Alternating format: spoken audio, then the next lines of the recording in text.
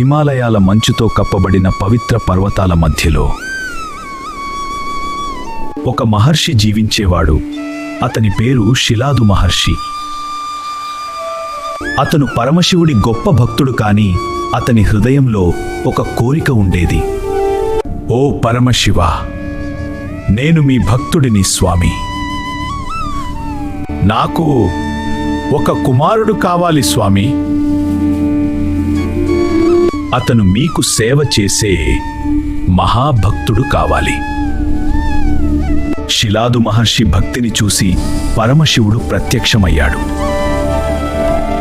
శిలాదా, నీ భక్తి నన్ను సంతోషపరిచింది. నీకు ఒక దివ్య కుమారుడు పుడతాడు. అతనే నంది.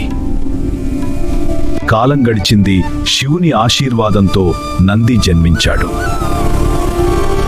చిన్నప్పటి నుంచే నంది శివుడి భక్తుడిగా మారాడు. ఓ మహాదేవా, నేను మీ భక్తుడిని. మీ సేవ చేయడం నా అదృష్టం స్వామి. నంది, నీ జీవితం చిన్నది అని చెప్పారు.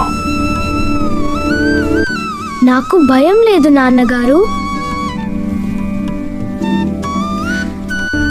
శివుడు నా రక్షకుడు.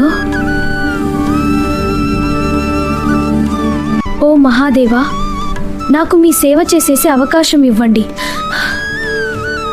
మీ దగ్గర ఉండటం నా కోరిక.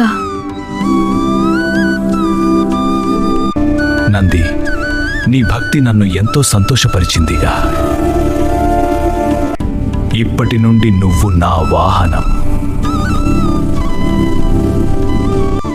నువ్వు ఎప్పుడూ నా దగ్గరే ఉంటావు. స్వామి, ఇది నా అదృష్టం. నిజమైన భక్తి మనల్ని దేవునికి దగ్గర చేస్తుంది.